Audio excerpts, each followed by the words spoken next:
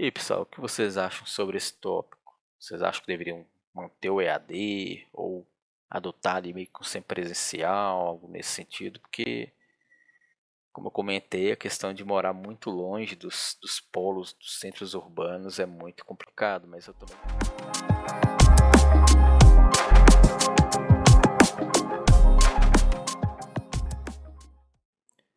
E aí, pessoal, tudo jóia? Como é que vocês estão? Vou fazer um vídeo rapidinho aqui, pessoal, reagindo a uma notícia bem recente que surgiu aqui, né, sobre as novas políticas do MEC, sobre os cursos EAD. Vou dar o play aqui, deixei na velocidade 1.25 para ser um pouquinho mais rápido, mas depois eu vou estar editando e fazendo os devidos cortes para agilizar, beleza? Aí eu vou estar dando minha opinião sobre isso, beleza? Let's go!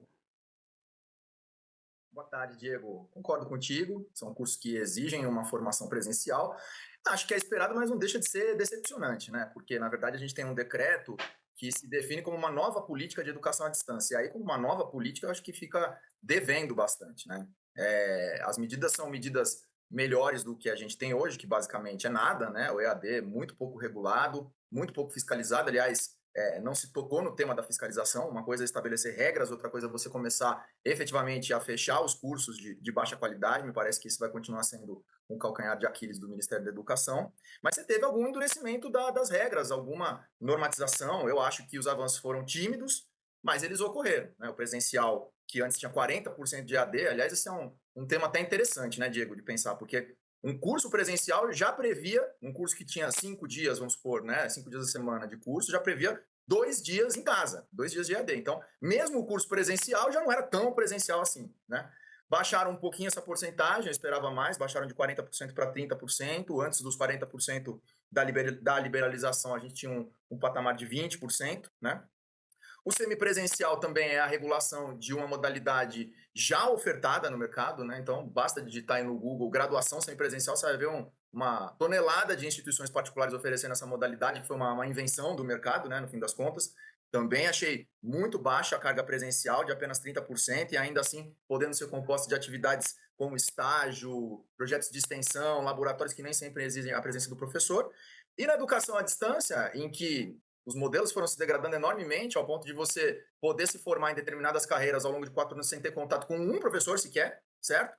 E eu não estou nem falando ao vivo, hein? Não tô nem falando presencialmente, estou falando ao mesmo tempo, porque muitos cursos de EAD, né, de educação à distância, hoje são uma modalidade que eles chamam de assíncrona, ou seja, o aluno assiste uma aula pré-gravada, faz esse exercício e assim por diante. Esses cursos também agora têm um mínimo de 20% de atividades presenciais, né, com provas presenciais também. As provas em tese teriam que ser presenciais, mas as instituições privadas transformaram a ideia de provas finais num conceito, digamos assim, bastante flexível, né? O final deles era uma coisa final, bem final, realmente. Então, em geral, eu achei tímido, viu, Diego? Deixa eu trazer para cá também, Ratier, o nosso outro convidado, que é o seguinte, é o Fernando Cássio, professor da Faculdade de Educação da USP, está aqui conosco também. Fernando, bem-vindo, boa tarde, como é que Ali, você né? recebe E, também enfim, essa... se fechou assim um pouquinho, né? Uma pequena fresta dessa porta, então proibindo EAD num conjunto muito restrito de cursos, né? E permitindo várias coisas, né? Então, por exemplo, o que se sabe é que a proposta do MEC, né? Ela era já tímida em comparação a práticas internacionais, né, que exigiriam pelo menos aí 50% de carga horária em cursos de licenciatura presenciais. Então, os cursos de licenciatura são assim um universo, né? Porque você tem uma quantidade enorme de liberou aí junto, né, com o evento da assinatura do decreto, diz aqui que você pode ter até 30% de EAD, que você tem, você não pode ofertar curso à distância, e o que eles chamam de formato semipresencial, né? O Rodrigo fala, o formato semipresencial já existia, etc., mas eles estão aqui explicando, né, o que é o formato semipresencial, e na prática o que parece acontecer, eu digo parece, porque o decreto não está disponível ainda, né? Então é importante dizer isso. A assinatura ela foi fechada, não foi transmitida, embora tenha sido divulgado um convite de que haveria uma transmissão ao vivo, isso não aconteceu, e o decreto ainda não está disponível, né? Só tem um material que foi ali, uns slides que foram compartilhados com as pessoas. E o que acontece aqui é que a gente vai encontrar, por exemplo, essa ideia de que curso semipresencial considera aula síncrona, né, que é equivalente à educação à distância, como se fosse aula presencial. Então essa ideia, né, de você ter uma certa equivalência entre coisas que não são muito equivalentes. A nova norma, ela chama, que eles chamam de aula síncrona, né, isso que nós estamos fazendo aqui, né, nós aqui conversando e presencialmente cada um no seu quadrado, eles estamos considerando isto como aula presencial ou equivalente a isso, né, na hora de decidir o que é EAD, o que é semipresencial. Eu acho que isso é bastante complicado, né, como princípio, porque, na verdade, essencialmente, né, o decreto, embora não esteja pronto, não esteja apresentado, afirma que o material que, para esse sistema semipresencial, vai haver a possibilidade de aumentar o patamar, né, a porcentagem do semipresencial, dependendo da área, contanto que se publique em diretrizes curriculares nacionais ou norma específica. Portanto, é isso, você fecha um pouquinho, uma frestinha ali, mas você permite regulamentação específica para criar todos os tipos de ofertas à distância de novo, né? Então, embora você não chame de EAD, você cria essa forma semipresencial que, no fim das contas, comporta, sim, né, o que a gente classicamente concebe como EAD. Pressão das instituições particulares nesse processo inteiro. A gente tem visto muito curso de educação à distância que nasce, né, com um objetivo nobre, atingir determinados locais, determinadas populações que não teriam acesso a ficar indo para a faculdade, para a universidade a todo momento, né, devido à localização onde eles estão. E vimos um desvirtuamento disso, vimos o brotamento de um sem número, um rosário de cursos de instituições caça-níqueis, outras instituições que dizem sérias, mas também oferecem produtos caça-níqueis, que na verdade não formam a pessoa, não garantem mão de obra de qualidade, não elevam a qualidade da população através do ensino superior. E eu queria ver de vocês, né, como é que fica o enfrentamento com as instituições particulares, né, cujo lobby é muito forte em Brasília, é muito forte no Ministério da Educação. Na nota divulgada pelo MEC, é que houve uma grande concertação entre diferentes setores, envolvendo as mantenedoras, envolvendo a Uni, enfim, dentro dessa ideia de que seria possível chegar a um grande acordo. Eu tenho minhas dúvidas em relação a isso, né? O ENAD, as instituições privadas, elas são, digamos, muito criativas na oferta desses cursos. Então, hoje você tem pelo menos 3 ofertas que não estavam regulamentadas, né? O tal semipresencial, como mencionei para vocês, né? Que já era ofertado muito antes de ser regulamentado, e pelo menos 2 modalidades de EAD. Uma que eles chamam de live, que é esse momento aqui síncrono, né? Pelo menos 1 hora síncrona, aquele que você não vê a cara do professor, né?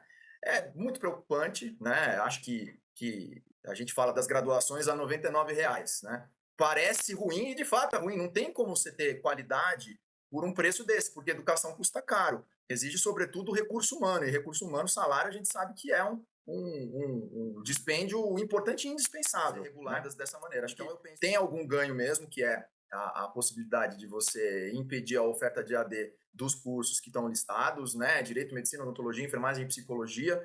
Um pequeno ganho que talvez o Fernando possa falar melhor porque é a área dele, né? De colocar as licenciaturas nessa modalidade semipresencial, que dá um pouquinho a mais aí de possibilidade de interação no corpo a corpo, diretamente com o professor e com os colegas, mas eu acho que esse enfrentamento não foi feito. E isso reflete, o Fernando com certeza vai poder falar melhor também, o atual estado de coisas do MEC, que é um ministério hoje bastante na mão das fundações e institutos, com portas bastante abertas para as mantenedoras privadas e assim por diante. E aí, Fernando? Bem, Ok, pessoal, vou finalizar isso por aqui. MEC proíbe EAD em Direito, Medicina, Odontologia, Enfermagem e Psicologia. Olha, eu sou da área de tecnologia, mas medicina, eu nunca ouvi falar de medicina EAD. E realmente, quando você pensa em um médico, um oftalmologista, um dentista, sei lá, um pediatra, não sei. Você pensa em médico de modo geral, você pensa em médico que tem uma experiência real, que tem aquele contato ali com pessoas, sabe examinar, diagnosticar problemas. A grosso modo, pelo menos dessas citadas aqui, medicina, odonto. Acho que odonto poderia sim ter alguns tópicos, algumas coisas que são EAD e ter a parte que seria presencial, que seriam as práticas de fato, né? Até mesmo medicina, teriam temas que são tudo teórico, tipo a parte do corpo, osso, ligamento, não sei. Assim, tem temas que dá para ser de forma teórica mas eu acredito que tem que ter uma boa base ali de modalidade no que seria presencial, né? Ou semi-presencial nesse caso. Porque tem muitas modalidades, muitos conceitos que podem ser aplicados de forma remota, não precisa estar presencialmente. Falando aí de mim mesmo, eu fiz todo o meu curso, graduação, da forma EAD. Da forma que o Rodrigo falou, né, com EAD, que é você por você mesmo. Eu não tive contato com o professor, assim, teve contato de mandar um texto, mas não teve nada de live, Teams, nada nesse sentido. É literalmente só o conteúdo ali da matéria, eu lendo, fazendo algum resumo, e a maioria das provas foram online. Aí é claro, nesse semestre agora, no semestre passado, as provas eu tive que ir no polo fazer elas, mas tirando isso, eu fiz aí praticamente 3 anos no full EAD. Agora eu vou levantar aí quais são os pontos positivos do EAD. É justamente de você poder fazer uma graduação, cursar um curso que você tem o desejo de fazer, e às vezes é inviável quando se trata de um modelo presencial. Porque, por exemplo, se eu fosse fazer uma graduação, cara, do modelo presencial, total presencial, até mesmo se fosse um misto, o semi-presencial seria complicado, porque eu não moro em Belo Horizonte. Eu moro na cidade, no município de Ribeirão das Neves, Minas Gerais. E esse município não é tão longe, entretanto, as condições de transporte público são complicadas. E para poder fazer esse deslocamento é no mínimo ali 1h30 para 2 horas. Aí imagina, eu ter que gastar ali em torno de, sei lá, atualmente eu trabalho remoto. Então, se eu trabalhasse em Belo Horizonte, até que ficaria mais fácil, porque eu sairia do trabalho e ia direto para a faculdade, depois casa, né? Seria mais ou menos essa rotina. Mas mesmo que fosse essa rotina, você vai ficar na faculdade 3, 4 horas, que seja, e depois de pegar mais umas 2 horas de transporte público, você fica destruído, certo? Então, vamos imaginar alguém que mora no interior do Maranhão, interior do Ceará, até no interior de Minas mesmo, que seja, que não há uma faculdade no município, é um município pequeno, não tem muita infraestrutura. Imagina isso, tipo, alguém que vive naquela realidade querer desempenhar algum outro cargo, querer cursar uma graduação, como é que faz? Vai ter que ficar pegando ônibus de viagem, viajar aí 4 horas, que seja, dependendo, 2 horas, para uma cidade mais próxima, que tem infraestrutura para atender essa pessoa. São, são 2 pontos aí, duas medidas, certo?